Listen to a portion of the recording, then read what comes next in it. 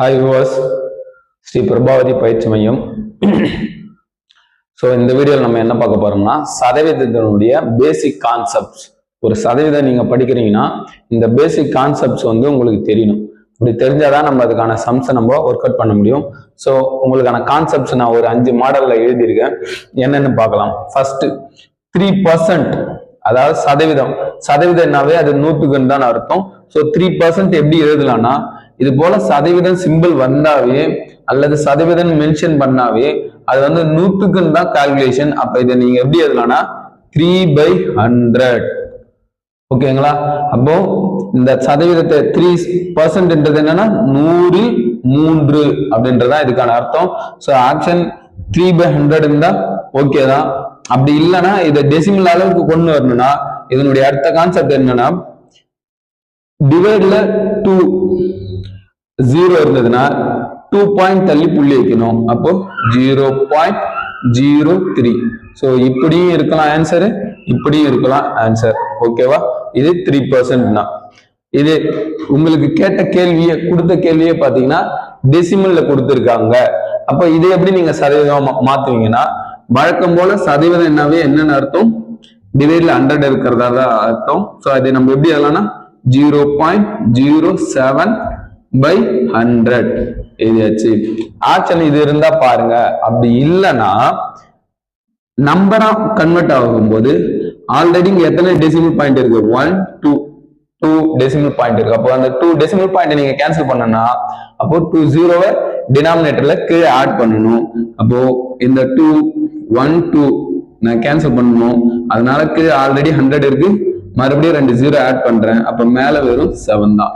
So டைரக்டா இப்படிதான் எழுதணும், 7/10,000 அப்படின்றத அர்த்தம். அதே நெக்ஸ்ட் இங்க பாருங்க. இது உங்களுக்கு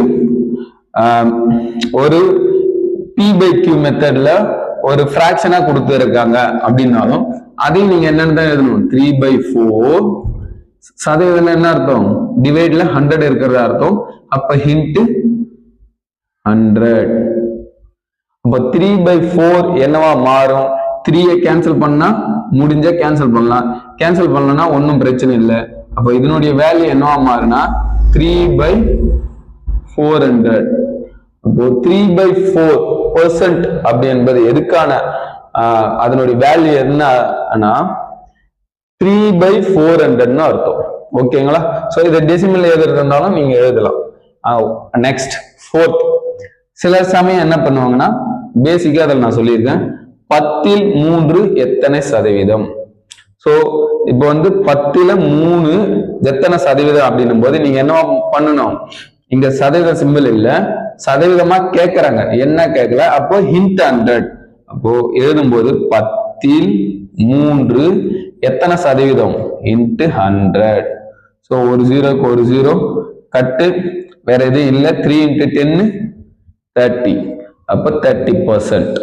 இந்த 30% தான் நம்ம என்னன்னு எழுதலாம், 3/10 எழுதலாம். இது அப்படியே மாத்தி எழுதுனா 30% 30/100 எழுதுவோமா? இந்த 0க்கு இந்த 0 கட்டாச்சுன்னா 3/10. ஸோ இந்த 3/10 தான் எத்தனை சதவீதம் கேட்டாங்க. அப்ப எத்தனை சதவீதம் தான் என்னென்ன வருதும், 30%. ஓகே, இது ஒரு கான்செப்ட். நெக்ஸ்ட் அடுத்த பேசிக் கான்செப்ட் என்னன்னா, டிகிரியில ஒரு சர்க்கிள் இது மாதிரி கொடுத்துட்டு வாங்க.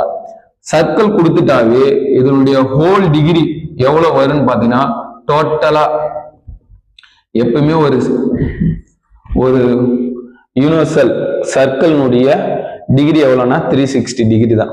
இது மாதிரி வேல்யூ கொடுத்துட்டு ஏதாவது ஒரு மதிப்பு கொடுத்து இதுல தமிழ், ஆங்கிலம், கணிதம், அறிவியல், அப்புறம் சமூக அறிவியல் இது போல சப்ஜெக்டினுடைய டிகிரி கொடுத்துட்டாங்க. இதுல என்ன கேள்வி என்ன கேட்டிருக்காங்கன்னா, தமிழினுடைய சதவீதம் என்ன? தமிழ் என்பது எவ்வளவு? டிகிரியில 90 டிகிரி. ஓகேவா? டோட்டல் அமௌண்டா கொடுத்திருந்தாலும் சரி, நீங்க அமௌண்ட் போடணும்னு அவசியம் இல்லை, டிவைட்ல இந்த டிகிரி போட்டாவே போதும். எப்பவுமே 360 டிகிரி. கேட்டுக்கிறது சதவீதம். அப்ப ஹிண்ட் 100. பாருங்க, ஒரு 0 கட்டு. ஓகேங்களா? மற்றது இந்த 9வது வாய்ப்பாடுல அடிக்கலாம். 9 9 5 9 90 9 36. மீண்டும் அடிக்கலாம். 1 2 I 2 10, 1 2 I 2 10.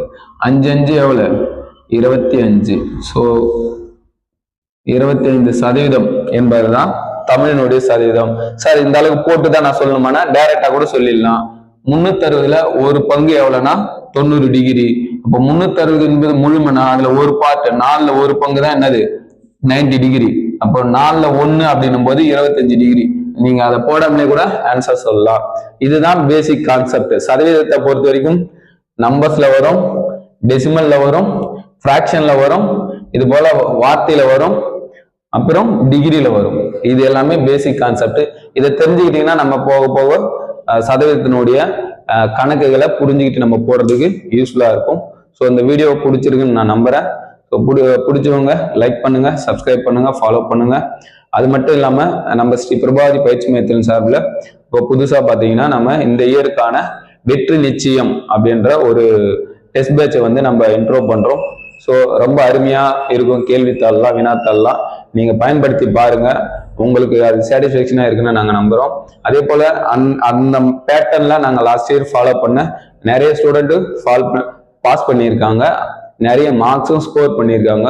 ஸோ வெறும் ஜஸ்ட் 300 rupees தான்.